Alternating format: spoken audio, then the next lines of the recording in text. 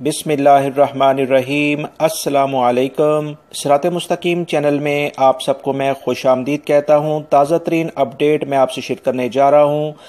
Dammam سے ایک خبر آئی ہے کہ ایک گھریلو ملازمہ جس کا تعلق فلپائن سے ہے، اسے اپیل کورٹ نے ایک سزا دی ہے، جس پر کچھ معلومات آئی ہیں جس کی تفصیلات میں آپ سے شیئر کرتا ہوں۔ تفصیلات یہ ہیں کہ دمام کے ایک سعودی شہری نے ایک خدامہ فلپائن سے بلائی تھی، جو کہ انہیں گھریلو گھر کی جو بھی ان کی ذمہ داریاں تھیں وہ اسے پورا کرتی تھی۔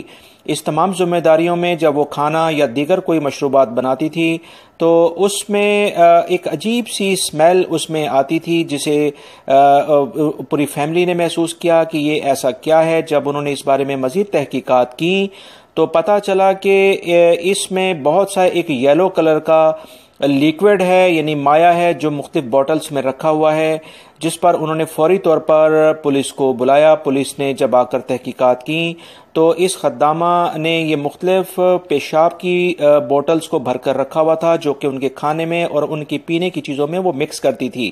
اس تمام صورتحال کے بعد پوری فیملی حیران ہوئی کہ یہ کتنے عرصے سے ہمارے ساتھ کام کر رہی ہے۔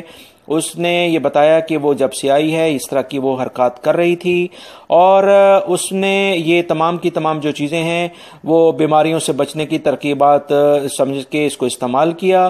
اس بارے میں جب اس کی تحقیقات کی گئی تو مزید پتہ چلا کہ یہ کچھ نفسیاتی مریض یہ خدامہ تھی جو کہ اس طرح کی حرکات کر رہی تھی۔ اس نے پوری فیملی کو پیشاب کے مشروبات اور کھانے میں پیشاب ملا کر دیا ہے۔